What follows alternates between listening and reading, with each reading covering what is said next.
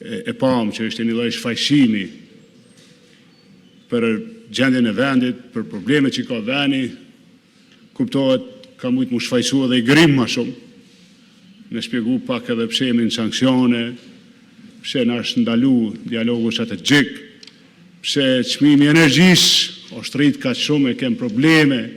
në prodhim, e kjo listë ka mujt me qenë gjatë.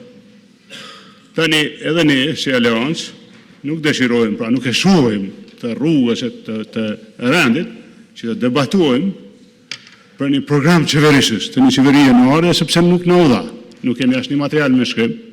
të ndonjë programeve qeverisës për vitet që vijnë, që është praktikë e zakonshme, pa shihet që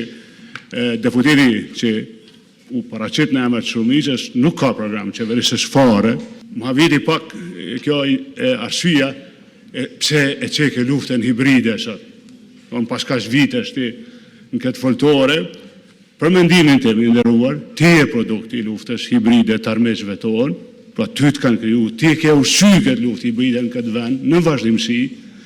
ti ke punu sistematikisht me diskreditu çdo vlerë të vendi, disa për cilëve dhe i vunë pasojat sot e drejtësisë ndërkombëtare, disa më herët,